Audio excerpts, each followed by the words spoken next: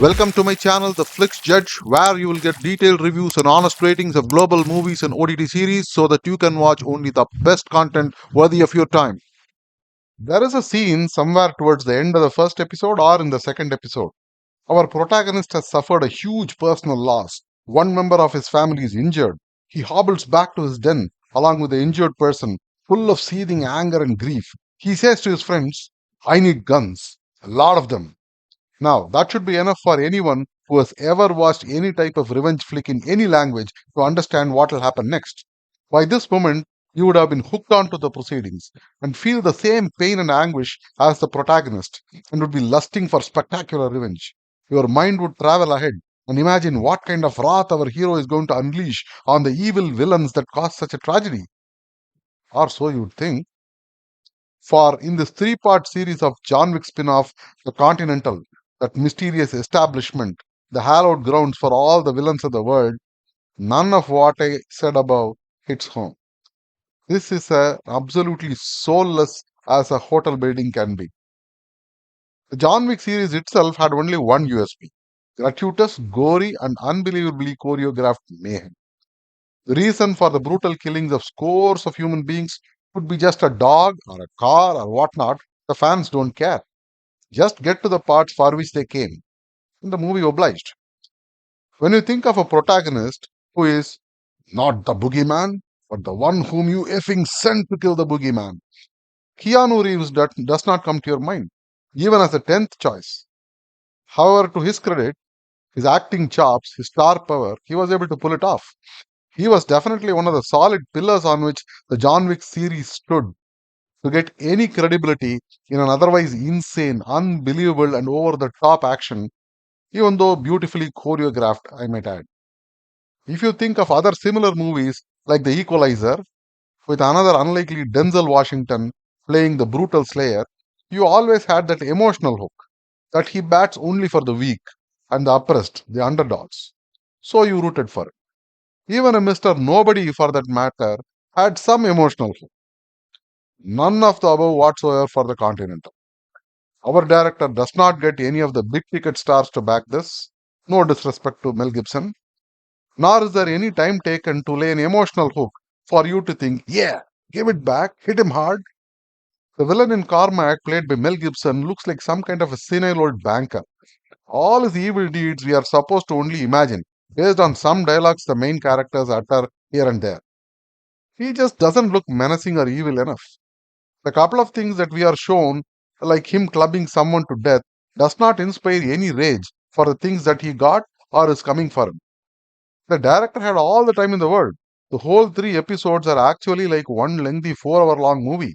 All we needed was 15 minutes to establish how cruel our villain is and how the dozens of ways in which he should be punished is not enough. Even towards the end, it is revealed again through just a couple of dialogues what he made our hero and his brother do all those years ago. It doesn't sound dastardly enough. Of course, one of the many quote unquote strong female characters, the detective KD, who had some mysterious motive to be in search of the Scott brothers throughout the movie, walks in at the exact same moment, hears what Cormac says, and gets her revenge. So bloody convenient. Now, the detective KD, played quite well, I should add, by Michelle Prada, just exists to fulfill an agenda and contributes absolutely nothing to the story. More should have been done to show why Cormac should be betrayed by Francis Scott, the right hand man of Cormac. In fact, when Winston Scott, played by Colin Woodell, our main protagonist, is introduced, he just gives off the vibes of some smooth talking sleaze. Even when he narrates some sob story of a hard life on the streets working for Cormac, you still don't feel the rage. The director shows to us at every opportunity that Winston was himself a twisted fraud since his childhood days. In fact, you feel sorry for his older brother, Francis. I wish the director spent more time in fleshing out the characters and their motivations better and gave us a more cohesive storyline in the 4 hours he had at his disposal, instead of creating subplots and characters just to check some boxes and feed some political agenda. The role of Yen Scott, the Vietnamese wife of Francis, is well written and well acted, but again a wasted one as it just furthers some agenda and not the story of the movie. how can you miss out on having a quote unquote strong female character on the other side? So enter the woman in a mask called the adjudicator, representing the high table. For all the build up and grand titles like the adjudicator, she just threatens Carmack once or twice, doesn't do anything the whole movie, and goes out without a whimper in the end. There is also this odd track of some homeless gang, of course, again led by a strong black woman, hooking up with our hero, and for some unexplained reason, he gifts them a bank building. Apparently, the bank took over people's home, and now, in some kind of poetic justice, the homeless are taking over the bank. What a load of. Yeah, well, at least have some respect for the time the audience have to spend watching this. Or maybe I am wrong in expecting all this in a John Wick franchise. The only character that is well fleshed out, according to me, is the character of Lou, played by Jessica Allen, a daughter trying to hold on to the memories of her late father and trying to single handedly protect his legacy from all the gang elements in a bad neighborhood and holding her own has been done quite well. You cheer for her during her struggles and rejoice when she is able to beat the villains to pulp right in front of their boss. So it's not as if the director doesn't know how to do it. He probably felt, eh, just a John Wick spin off. Let's just show some action, even more action, and that should be enough. So when you go back to what I said in the beginning, you don't feel any connect or rage to lust for revenge for the hero. You only feel, well, you stole from a bad guy, not for any noble reason, by the way, and then you got what you deserve. The action is the same brand as that of John Wick, mindless guns and bullets and grenades and people dying like flies. It is more mind numbing than satisfying. Even in a video game, you would be more focused than the detached way in which I watched all these killings as the movie proceeded.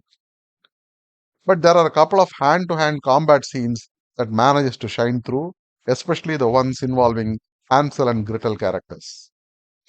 There are some attempts at comedy, none of which work for me, all except the one little Chinese boy who says, "Some things just speak to me."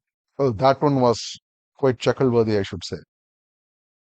So, to sum it up, this prequel to John Wick has too little focus on characters and motivations, too many guns, not resulting in any thrills, too many quote unquote strong female characters, not contributing anything to the main story, and of course, too little lighting, but you can still see all the flaws.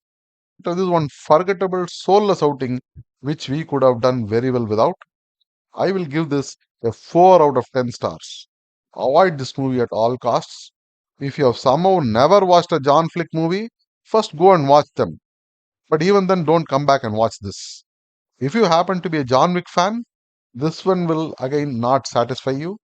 As far as parental guidance goes, there is way too much violence and gore on that count alone. It is not suitable for young children. See you again with another review. Thanks and bye. Thank you for watching. If you like this video, please like, share, and subscribe. I go through hours and hours of content so that you can watch only the very best ones in your precious free time. Thank you.